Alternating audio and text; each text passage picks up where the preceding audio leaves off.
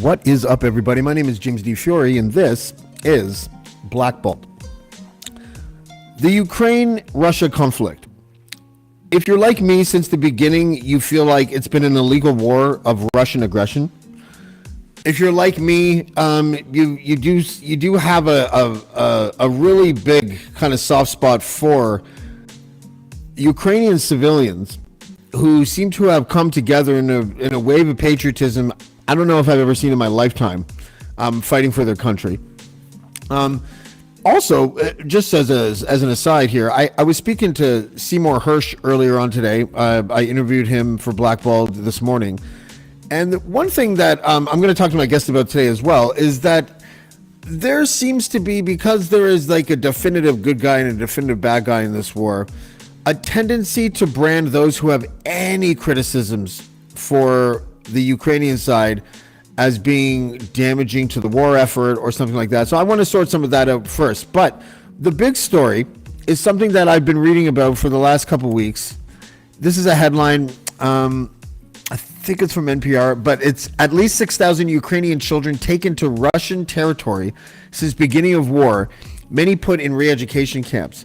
The long and the short of it is there is a allegation out there that the Russians, through what they describe as almost like charitable organizations to help people or children that are stricken and impacted by the war, that is their alleged cover story. But what people say is really happening is that Russia is kidnapping Ukrainian children and then putting them in the adoption system inside Russia. So it's a really kind of crazy story. And we are going to see if we can do our best to He is, basically a Ukrainian activist, I guess. We've been covering the war since 2014 when the Russians annexed Crimea, and his name is Mike MacKay. Mike, how are you, sir? I'm good, thank you. Good. We were talking a little bit off the show, so can you tell us a little bit about yourself? I know that other than the fact that you're a computer consultant, but your Twitter personality and the things that you've been doing over the last 9-10 years on Twitter has given you quite a remarkable following. But what is it exactly that you do, and what role have you sort of undertaken since let's just say February 2022?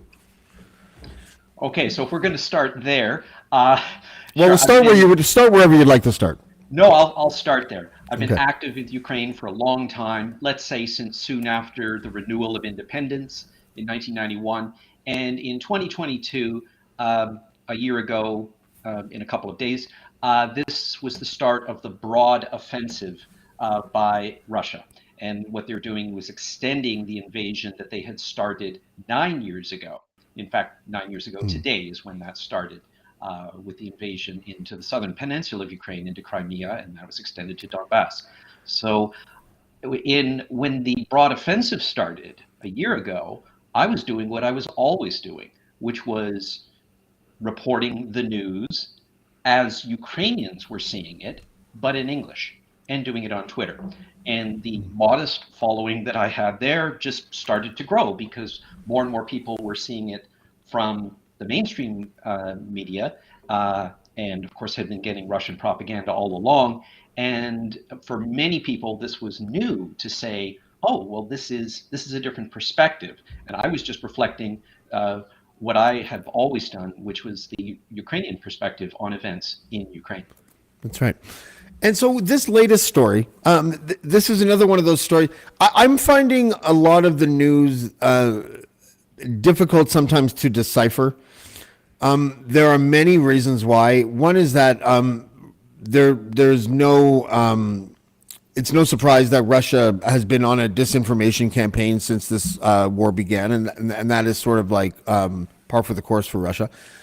But also on the other side, sometimes it just feels like it is pro-Ukraine that if something ever happened that was like negative inside the Ukrainian government, we would never know about it because all hands would be on deck to make sure damaging information didn't get out because it might damage the country. And I mean, that's not something that I think that you're responsible for, obviously, but I do sort of see that. So when I see stories like the Russia kidnapping 6,000 Ukrainian kids, I want to have someone like yourself on so that I can ask you what the receipts are. What is the evidence for this? And if we can enlighten my audience to sort of let them know, yes, this is true and this is why. Can you bring us down that path a little bit? Sure. And you're right. We are just bombarded with information and disinformation, and it's very difficult to put this into context. The context I put the kidnapping of Ukrainian children in is to understand the real root causes of the war. For example, this was expressed in a manifesto that Putin put out a year before, basically announcing his plans. He called it On the Historical Unity of the Russian and Ukrainian People. And I wrote at the time that this was comparable to Mein Kampf by Adolf Hitler, filled with historical inaccuracies, but showing the perspective that guides this malice, this aggression by Russians. So I really have very little time for geopolitical people and things like that. This is the heart of it. And the heart of it is to annihilate the Ukrainian nation, to make it cease to be a fact of history, that Ukrainian is not a language, that Ukrainian is not an identity, that there is a subset, a subculture, and a lower culture part of greater Russia. And that people who stand up for a pure pro-Ukrainian position or for the independence of Ukraine, they're just not just wrong from the Russian point of view, but they are insane and they're not even human. So this is the groundwork for genocide, of course, that the other, in this case Ukrainians, are in fact, they're just a part of us and they think they're distinct. They're in fact not even human. And that's the groundwork for all of this. And that's what I see the filtration camp system, the systematic kidnapping, you're right, under a veneer of humanitarian and health concerns and stuff like this, the destruction, the targeting and destruction of civilian objects as opposed to the military, which is the overwhelming emphasis of the Russian forces. If we put it in the context of genocide, the pieces fall into place. They're incidents of a haphazard, shambolic, but nevertheless systematic genocide of the Ukrainian people by Russians. Okay, genocide's a big word. So what can you give me some of the concrete evidence of that? So the concrete evidence of is, so it starts with what we now call disinformation, which has been going on for a very, very long time. The lowering in the estimation of people of the other, in this case Ukrainians. And by the way, I also want to include in this the Crimean Tatar people, who are the autochthonous people of the southern peninsula of Ukraine. They are also a major part of this. And so, and also part of the context that gives substance to this is the history of this. There is long-standing genocide by Russians against these peoples, against Ukrainians and the Crimean Tatars. For example, in the 20th century, one of the most notable genocides was the Holodomor, the forced famine genocide of 1932-1933. For the Crimean Tatars, it was the deportation of the Crimean Tatars in 1944. And these were horrific events with the aim of erasing the historical identity, the character of these people.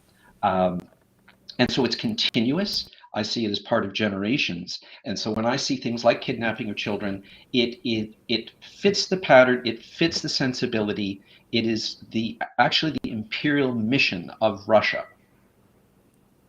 Okay. Genocide, when people hear that word, they think they want to kill every Ukrainian. Mm-hmm. Yeah, and of course, most people are thinking about the Holocaust, which was systematic mass murder. And but that is an important element, but it is an element in a context where the overall theme is to eliminate a identifiable group of people as a separate collective, as a historical fact. And so there is more to it than just that. So it's sort of like over here, we had a, re- a the reconciliation process that we went through with indigenous Canadians. You remember we had, and then it was decided. I guess the committee decided, and then our prime minister agreed that there was a cultural genocide taking Right. place. Is that sort of what you're talking about? A more of a cultural genocide where you erase the identities of people, but not necessarily kill them all? Is that sort of the idea? Yes, and because when you think about it, technologically, it's more efficient. If you think from this evil point of view, it is difficult to kill huge, large numbers of people. But if you erase them as what offends you, as their identity, for example, if assimilation of the autochthonous people of Canada had somehow completed, they would have been erased as what they were, wouldn't they? They would have Yes. been assimilated. And that was the whole point about the residential school systems. And part of that was, for example, not taking out national, cultural characteristics, language, and so on. We know languages are endangered, but we're not eradicated. And this is what's going on in Ukraine. The eradication of language, of culture, of history, which is their own. This is actually a part of it, and it's an important part of genocide. And killing is a part of it. The fact that the Russians are much less efficient at it than the Germans were with the Holocaust doesn't take away the fact that it is systematic genocide. Okay, so let's get to the kidnapping children because this is one of those stories where I'm just like I'm completely floored, and it's difficult to sort of find specifics, but I'm going to ask you, what is the pattern here? Is it the sort of onslaught bombing of civilian areas, and then when the Russian troops go in, they take surviving children and then bring them and deport them is what they're calling it because they take them from occupied areas and deport them to Russia, and then they start an adoption process so that Russian parents can adopt these kids. Is that basically it? Yeah, but it's part of a broader concept. So Okay. this first came to large attention in Mariupol, a city in Donetsk region on the Sea of Azov, and it was very remarkable how it held on for weeks and months, and then finally succumbed to the Russian invaders. And the kidnapping of children is part of a larger effort of what the Russians themselves describe as filtration camps. Um, their equivalent of concentration camps. And they are various facilities where captive Ukrainians, people who live, this is their home, are assessed. And this is everybody, so it's not just children. And so everyone who comes under the power of the Russian invaders is assessed for a pro-Ukrainian position. So they're in particular they're looking for people who have been activists, for example, Euromaidan activists from 2014, people who are veterans of the anti-terrorist operation and the Joint Forces operation, which is how the Ukrainian Armed Forces conducted the war from 2014 to 2022.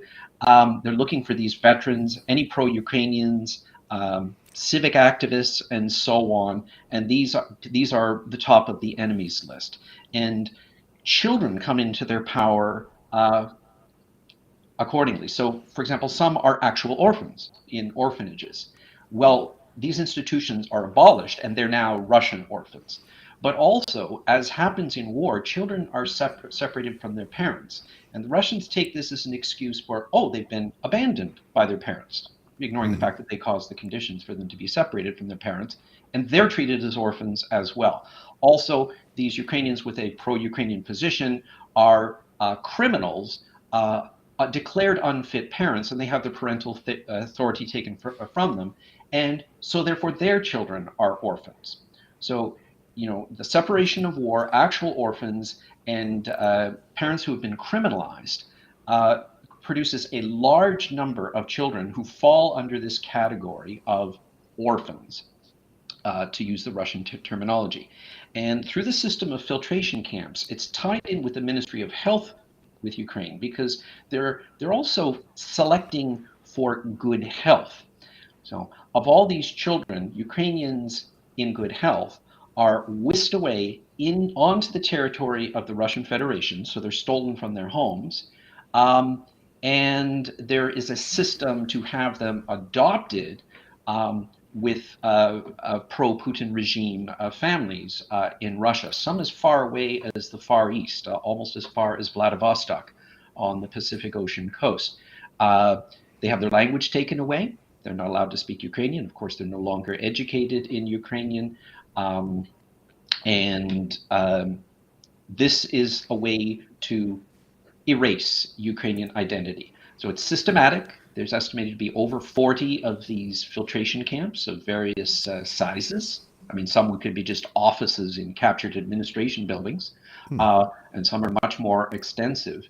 And it's chaotic, it's disorganized, but it is a system of genocide. Is there and are there any reports or stories of parents who were successfully able to get their kids back that have been put in this system? Yes, there's some remarkable stories. So, for example, the Ukrainian government has kind of have a policy where they say, well, how can they escape? I mean, they have their identity documents stolen from them, and so on. And the Ukrainian government says, okay, well, you might have to just get a Russian passport and play around with this, play with this. And there have been cases of children, with help, with sponsors that with help getting out as Russians and then making their way back to their parents in Ukraine. They're rare, remarkable stories of just harrowing experiences, but they certainly inspire people that there is hope. It's not a story that I've ever really heard before. Like usually the spoils of war, I know that's an awful phrase, is where the one side, they don't normally collect children to then give away to Russian families. Usually they'll just, either they just abandon the children after they decimate a village or a town or something, or they kill them, or with as part of the bombardment. But I've never heard of this before. Is this something that that you've even encountered in war before? Because usually it's a lot more violent or just a lot more neglect when it comes to kids. Yeah, I totally appreciate that. We've never heard that before, and that's because of our point of view. What do we think about as normal for war? Our consciousness goes back, let's say, really to the beginning of the 20th century. We think, First World War and trench warfare, and this is terrible. And we think about the Second World War and mass bombing and so on, the Holocaust, and this is terrible. And then more modern wars where we focus a lot on technology and so on. And this is our awareness of things. But let's look at it from the Ukrainian point of view. Everything that's happening today is perfectly expected if you think about what happened almost 800 years ago when the Golden Horde of the Mongol Empire invaded Ukraine. And this is exactly what they did. Set soldiers to loot and burn and rape, kidnap children, take slaves, which is what they had. I mean, this is slavery, of course. That's what this is. And that's what the Mongol Empire did. This was normal for those times. And I just want to point out that what we're seeing is normal for the Russian Empire. This is not any different than what they did when they've invaded Ukraine over the past 400 years and established serfdom, and under Stalin and dekulakization and the collectivization of farms and so on. It is perfectly normal from that point of view. Our attention deficit disorder is why we're so shocked about it. I mean, we should be shocked by it morally, but Ukrainians say this and says, yeah, this is the way it is. I think, if I may offer one reason why I think some of us look at this and are shocked by it, even if we believe it, is that there is a very obvious sort of vibe right now among the media most of the media, where there is an infallibility cloak that's been placed over top of anything Ukrainian. Okay. And I'm not saying, like I said, just to preamble all this, I know that Russia's the bad actor in this, and I understand that. But nonetheless, there is basically zero. Whenever I see a situation where there's zero criticism on one side, I start to get suspicious about things. And not that there's some vast conspiracy, but it feels like the stakes seem so high in what looks like more and more like a proxy war between the United States and Russia. The stakes seem so high that if you say, I don't think Zelensky should have done that photo shoot in GQ Flair or whatever that was, because he looked really tone deaf. And if you say that, people are like, how dare you? How dare you? Russia's committing genocide. How dare you like say that against Zelensky? And that's where stories like this one with 6,000 kids being kidnapped, the reason why I think that people don't give it as much traction is because of what I just said, is because it feels like if your criticism isn't 100% directed towards Russia, then you're probably not going to want to be part of the conversation, or at least you're not going to be invited to the next one. Do you get that vibe? I mean, I know that you're really close to the situation too, so it feels weird even asking you. But do you understand where I'm coming from? Well, nobody wanted to believe the stories about the concentration camps and then the death camps were true either. And stories about these were starting to come out with convincing evidence by 1943. And When with the press largely, the Western press largely, although there were some weird Hitler allies that stayed around until like 43, 44, but for the most part, they had already spent years being criticized as the bad guys. So it didn't. So to the comparison doesn't really work because maybe some people didn't believe the scale of the camps, but certainly like the Nazis in that case were Russia. So it was kind of like, okay, it feels kind of easy. Maybe we can start off with that one point. I'm not saying that there's neo-Nazis in Ukraine and they're the real story, or Donbass was a conspiracy. I'm not saying any of that. Biolabs. I don't believe in any of that shit. But what I do believe is that when I see a media that is just completely unwilling to criticize anything that comes out of Ukraine, it makes me wonder why that is. And I'm wondering if you have any insight or thoughts on that. That's all. Well, I think the media has been, well, let's put it this way. The Russian Empire has been vastly more successful at information warfare than Nazi Germany was. Goebbels was an amateur compared to what the Russians have been able to do with their influence operations. And in a way, what I see with the media now for the last year is a recovering alcoholic.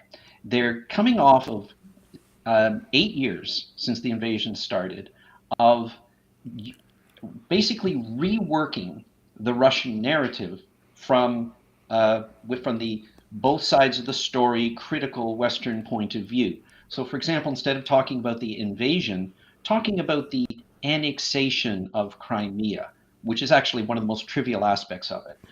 Instead of talking about the Russian army in Ukraine, they talk about pro-Russian separatists in eastern Ukraine, which is false. So I see this as almost like a recovering alcoholic saying, wow, we got this so wrong. And there are these threads, these stories that have been there all along. So, for example, this kidnapping story. I was writing about this by last April and so on. It was well known as Mariupol was falling, as as it was clear that the international community, the Red Cross, was completely failing to do anything, and that this filtration camp system was starting up. So, and I see this, and I still see that there's this powerful influence of Russian information warfare, which is the number one aspect of their war. We can see their military is not the greatest, but their information warfare is better than anything out there. The fact that, for example, people are referring to this as a proxy war, which when you think about it is denying agency to Ukrainians. You see, well, Ukrainians would fight for their country whether the United States gave a damn or not. If I agree. The United States didn't give them a single weapon, Ukrainians would fight. And I so agree. calling it a proxy war is giving this geopolitical perspective on things, which actually dehumanizes the conflict. Well, I'm not sure if I agree with that, but in any event, I think I understand your greater point. I spoke with John Spencer. I don't know if you know who John Spencer is, but he wrote the Ukrainian civilian military. What do you call it? Brigades, I guess. All of this civilian military personnel that volunteered, and I don't know if they were conscripted or not, but either way, that was one of the most patriotic ensembles, whatever, of military adventurism I have ever seen. And I talked to John Spencer, who wrote the handbook that the Ukrainian military bought to train their civilian forces. And even he was like, he said two things. He said, I've never seen such amazing patriotism and passion to protect one's country than I have since being in Ukraine. But the other thing that he said is that it's certainly a proxy war. So it can be both, can it not? Well, let's take that example about civilian soldiers coming to for patriotic reasons to defend their country, and you're referring to from last year the territorial defense battalions. But Correct. the same thing happened 9 years ago with the volunteer battalions that were raised. About 40 battalions of various size were raised to go to the front. And people with very little military training. This is at a time when the professional army, the armed forces of Ukraine, was estimated to have only an actual fighting force of about 5,000.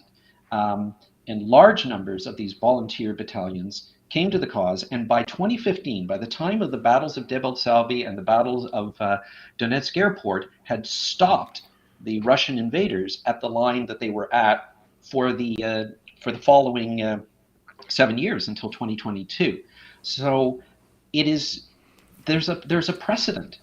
Before the territorial defense battalions, there were the volunteer battalions. I was just talking about that. Mm. And before that, there was the OUN and UPA in the 1940s and 50s fighting the Soviets. And before that, there was the Ukrainian National Republic Army of 1917 to 1921. So if you put aside this proxy war business, this is the way Ukrainians are when they're faced with Russian invasions. They come, they defend their home. And it doesn't matter if great powers intervene or not. That the essential fact is Ukrainians defending their home. I agree. I agree and I disagree. I think that, like I said, I think we agree on this. The Ukrainians have shown a remarkable tenacity to stand up and be brave and be courageous and fight against the Russian invaders. I think that you and I agree on that 100%. But the weaponry from NATO and Western nations and the fact that it's largely American, it just kind of makes it a de facto proxy war on top of the fact that on top of the bravery and courage of Ukrainians, doesn't it? I mean, I know you don't want to say it, but if you took away all the American and Western weaponry, it's a tough go for Ukraine, isn't it? No, it's a direct war. It's not a proxy war, and Ukraine has allies who are actually not fighting allies. That's the way I see it. Okay, well, that's fair enough. What are your thoughts on the Nord Stream pipeline sabotage? It's a Russian special operation. They knew it was never going to work. It was never going to become productive. It was always a war project of the Russian terrorist state to basically wheedle away Germany from the alliance, and it largely succeeded. Nord Stream 1 and Nord Stream 2. So this why wouldn't they just shut off the tap? Well, the tap wasn't working. Because it doesn't suit their interests. That's not the Chekist way. That's not the Russian way. The Russian way is to do an operation as they did, to sabotage it and to cloud it in massive disinformation. So I spoke to Seymour Hersh this morning, and he wrote a piece that said that that this was an American operation. The piece was called "How America Took Out the Nord Stream Pipeline." New York Times called it a mystery, but the United States executed a covert sea operation that was kept secret until now. He says that the bombs were planted during a NATO military exercise and then detonated by a Norwegian plane who dropped the remote detonation device that then detonated. He says his sources come from military and intelligence agencies. Is he a useful idiot then, or is he making this up? Like, why would a Pulitzer Prize winning journalist put out a story like that if it wasn't true? Yes, he's a useful idiot. And what he might have done decades ago is meaningless. Okay, so what evidence is it that it's a Russian? Because he cites his evidence in the form of certainly of anonymous sources, but he's a veteran. He's been around, so I don't feel like he's making out a whole cloth. If he's a useful idiot, he's also then all of a sudden not as wise as he used to be. What is the? He cites his story starts at the beginning and it has an end, and it tells you of all the details in between. Where they got, how they were able to like put the detonation device in there, everything. He's got all these details. What are the details that it was a Russian special op? Well, I haven't researched this because I'm not interested. But didn't you just do what I asked about earlier? Didn't you just sort of say it was a Russian special op? But you actually don't know that. You just kind of think that. Is that fair? Yes. Okay. I appreciate the honesty. And this isn't, I'm not Fox Newsing you, I swear to God. I'm just trying to figure out sometimes, though, when we are in the fog of war, it is like, I know that Americans, when the war in Afghanistan or the war in Iraq was happening, they just didn't want to believe anything. Actually, Seymour Hersh was the person that broke the Abu Ghraib torture prison scandal. And for the first week, the Bush administration was like, this is disinformation, this happen. So it's, it is. But it's playing upon the way that we Westerners are. For example, when we don't have evidence, we say, well, let's wait for evidence. Let's gather evidence. Let's find out the truth. But what the Russians do is they're fast to claim one thing. So, for example, let's take the chemical attacks in Syria, which were caused by the Assad regime, but we couldn't prove it right away. But the Russians immediately said that it was done by the Syrian opposition and the White Helmets, and they had all these kinds of stories and so on. So since they get the narrative out there, that is what people start to talk about. Or let's talk about Malaysia Airlines 17, which was shot down by the Russians in 2014. Mm-hmm. Now, after years of investigation, it finds out that the armed forces of the Russian Federation shot it down. But what did the Russians get out within hours of the event? That Ukraine had shot it down, and this was false. So what I see with the Nord Stream 2 is the exact same story.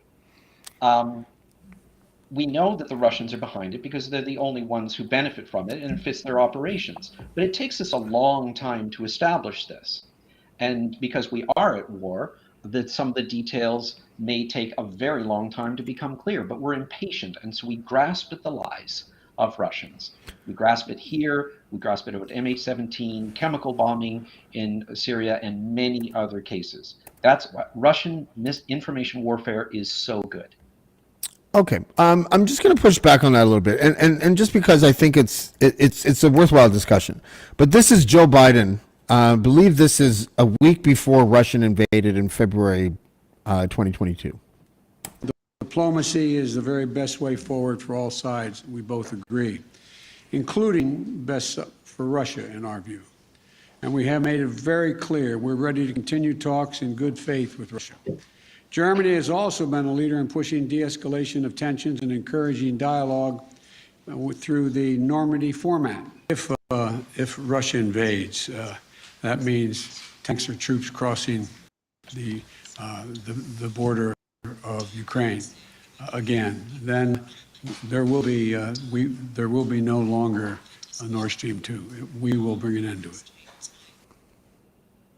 I mean, he said he would bring an end to the Nord Stream 2 if Russia invades, and then the Nord Stream's dead. I mean, I can see like.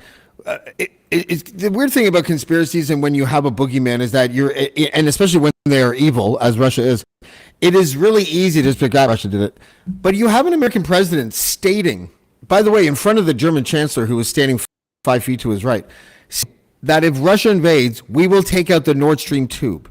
No, he did not say that. He said we will end it. And what did he mean? He meant the sanctions which the United States had in place, but which he had, by executive order, had forestalled. What Biden had been doing at the time was he had been holding back legislated sanctions on Gazprom and on some of the directors of Nord Stream.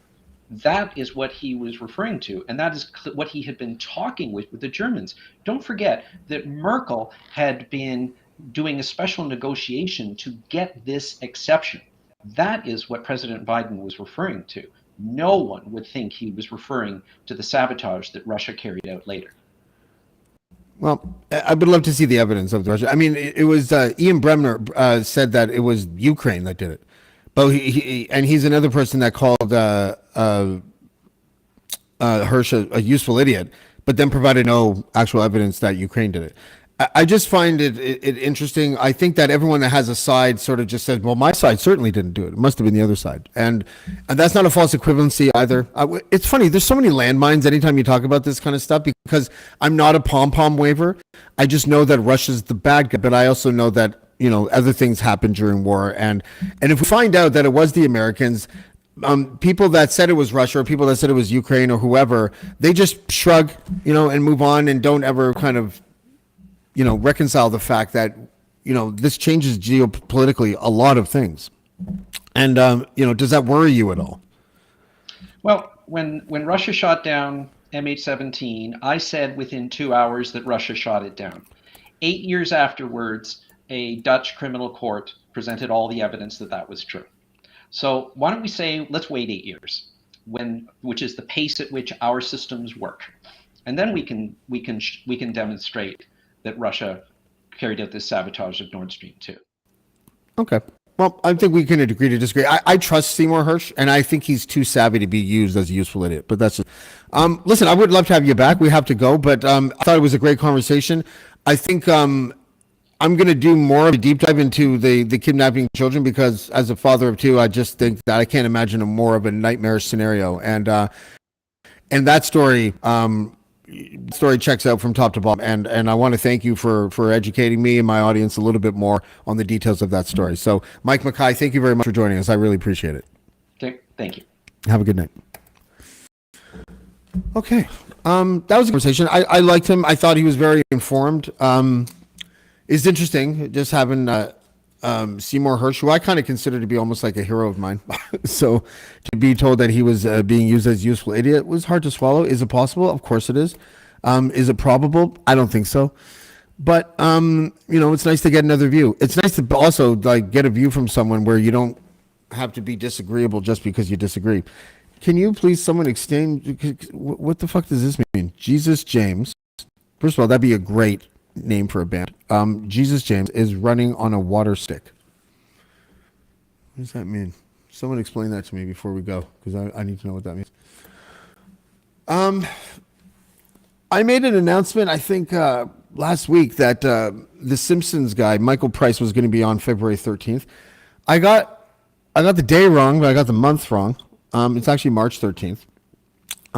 And I got a guy to make something, and I'm going to show it to you now because I think it's hilarious. I can't wait, by the way. I'm going to see if my son and daughter want to also talk to him, or at least ask him if there is see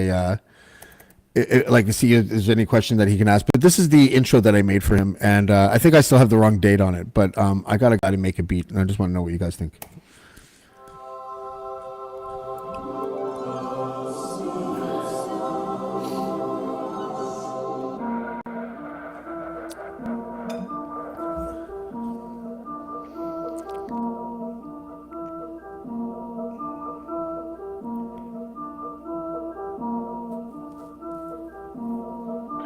Shit.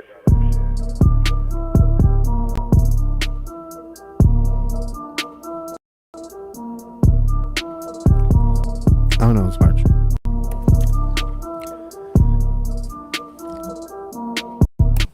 I love it. It's really good in headphones. I can't wait to have him on the show. This is going to be like probably, I always say that. This is my favorite one. I don't have favorites, I guess, but Seymour Hersh one today I really liked. Noam Chomsky I really liked because it was my first one. And Michael Price, I've already interviewed him for the F is for Family stuff, but to interview him in a context exclusively about The Simpsons is I can't tell you how excited I am. I'm super excited. This week we have a whole bunch of stuff going on, but I don't want to announce it yet. I'll just do same day announcements because there's a couple of scheduling things that are confirmed, but not quite. We have to rearrange some scheduling here at the network. But I think you'll be pretty excited. Then next week we're going back to David Wallace and cult stuff. So that should be fun. And my big thanks again to Michael MacKay. I really appreciate it. And we will see you next time on Blackballed. Blackballed. Blackballed. Blackballed. Blackballed. Blackballed.